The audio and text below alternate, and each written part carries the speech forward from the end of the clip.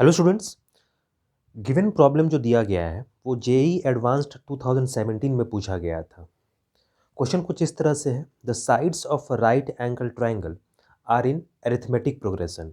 If the triangle has area 24, then what is the length of its smallest side.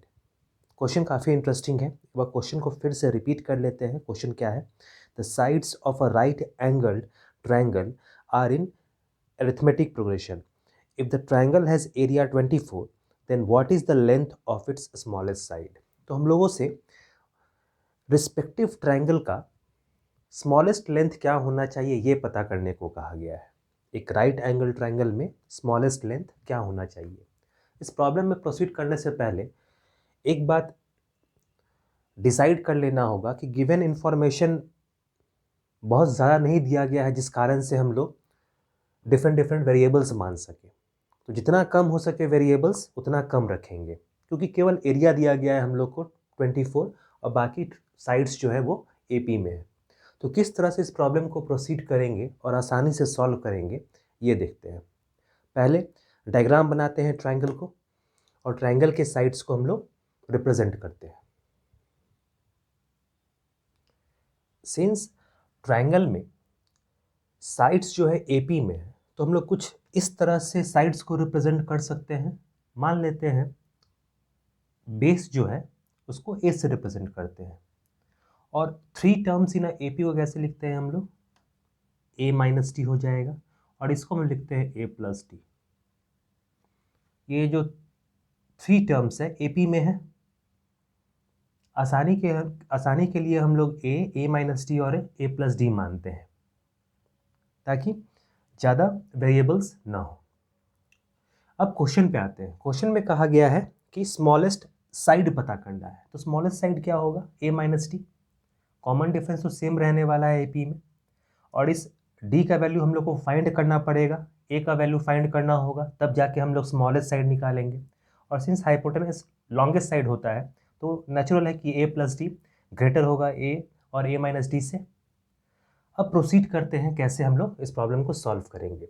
First condition use करते हैं problem का, जो कि कहा गया है कि एरिया जो है इस राइट एंगल ट्रायंगल का वो है 24। तो राइट एंगल ट्रायंगल में एरिया हम लोग कैसे लिख सकते हैं ट्रायंगल का। ट्रायंगल का जो एरिया है वो दिया गया है हाफ इंटू बेस। बेस कितना होगा ए, इंटू हाइट कितना है ए माइनस टी, ए माइनस टी। इसका वैल्यू कितना दिया गया है 24। इसको हम लोग कुछ इस तरह से लिख सकते हैं 24 equals to A into A square minus A D whole divided by 2, ऐसा लिख सकते हैं। फिर इसको फर्दर सिंप्लीफाई करके हम लोग एक इक्वेशन के फॉर्म दे सकते हैं, A square minus A D equals to 24 multiplied by 2 कितना हो जाएगा 48। तो इसको फर्स्ट इक्वेशन हम लोग मान लेंगे। क्योंकि इसमें डबल वेरिएबल इन्वॉल्व है, इसलिए हम लोग इसको सॉल्व नहीं कर सकते हैं। अगर ए और डी में से कुछ पता हो तभी हम लोग इस इक्वेशन को सॉल्व कर सकते हैं। तो किसी तरह से हम लोग को डी एलिमिनेट करना होगा या फिर ए एलिमिनेट करना होगा।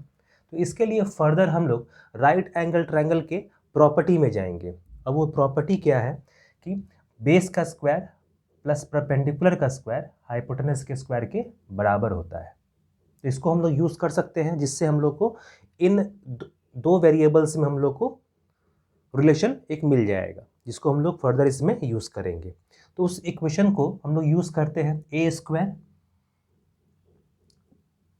Plus A minus D square, A minus D square equals to hypotenuse square कितना होगा ए प्लस डी स्क्वायर। ठीक है, ये हो जाएगा सेकंड इक्वेशन। अब इस सेकंड इक्वेशन को हम लोग फर्दर सॉल्व करेंगे और एक इक्वेशन क्रिएट करेंगे। ठीक है, तो उस स्टेप में चलते हैं और फिर उससे जो डिराइव्ड वैल्यू होगा हम लोग इसमें रखेंगे। तो पहले हम लोग को सिंप्लीफाई करना होगा इसको। हम लोग इक्वेशन नंबर 2 से इस तरह से आगे बढ़ सकते हैं, इसको सिंप्लीफाई करते हैं। पहले A square A minus D का होल स्क्वायर है, तो इसको ऐसा लिख सकते हैं A square plus D square minus 2AD equals to A plus D square, इसको लिख सकते हैं A square plus D square plus twice AD।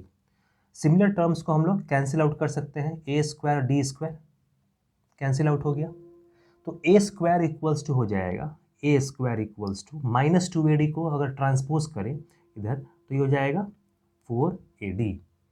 इसको हम लोग इक्वेशन नंबर 3 मान लेते हैं। तो ए स्क्वायर का वैल्यू कितना है 4AD, और प्रीवियस इक्वेशन नंबर 1 का जो वैल्यू था हम लोग उसमें इसको यूज करेंगे। प्रीवियस इक्वेशन नंबर 1 था A square minus AD equals to 48। जो इक्वेशन फर्स्ट हम लोग लिखे थे A square minus AD equals to 48। अब यहाँ से हम लोग इक्वेशन नंबर 3 से क्या मिल रहा है, ए स्क्वायर का वैल्यू 4AD। अगर इसको हम लोग यहाँ रख ले तो ये वैल्यू हो जाएगा 4AD minus AD equals to 48। इसका मतलब है 3 times AD equals to 48, 3 times AD equals to 48। और फाइनली हम लोग AD निकाल सकते हैं 16। तो AD का वैल्यू कितना हो गया 16। इसको हम लोग इक्वेशन नंबर 4 मान लेते हैं।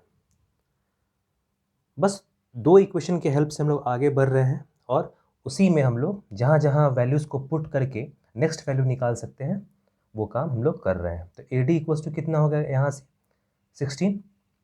अब इस AD को अगर हम लोग रिवर्स इक्वेशन नंबर 3 में रखें तो ए स्क्वायर का वैल्यू पता चलेगा, जहाँ से हम लोग ए कैलकुलेट करेंगे।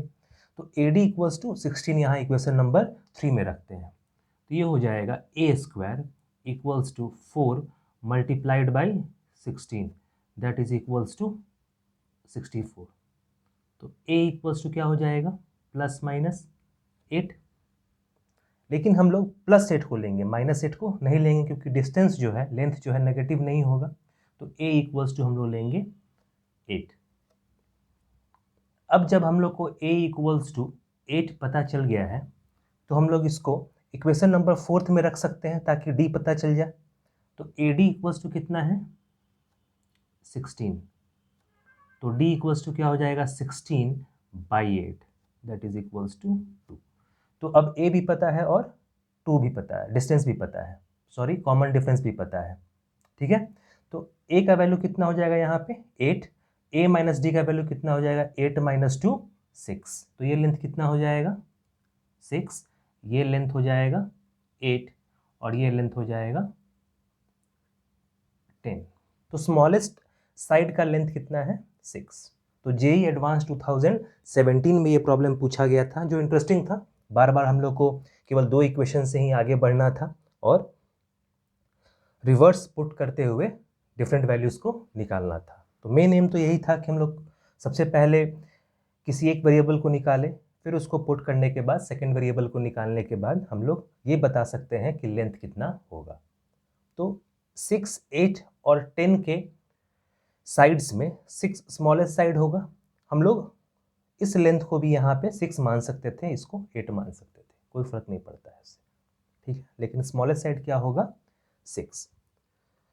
तो ये प्रॉब्लम जेईई एडवांस 2017 में पूछा गया था जो बेसिकली 3 चैप्टर्स को मिलके बनाया गया था। इसमें प्रॉपर्टीज ऑफ ट्रायंगल भी यूज़ हुआ, इसमें सीक्वेंस एंड सीरीज यानी एपी का कॉन्सेप्ट यूज़ हुआ।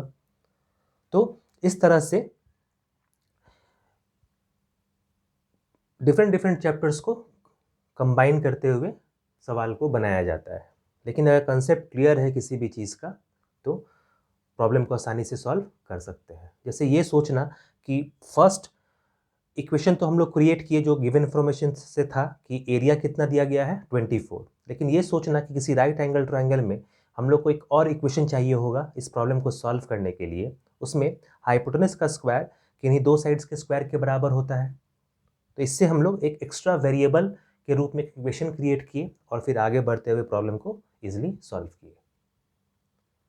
तो यही थिंकिंग कैपेबिलिटी चाहिए होता है जेईई एडवांस के लिए, उसके सभी प्रॉब्लम्स को सॉल्व करने के लिए।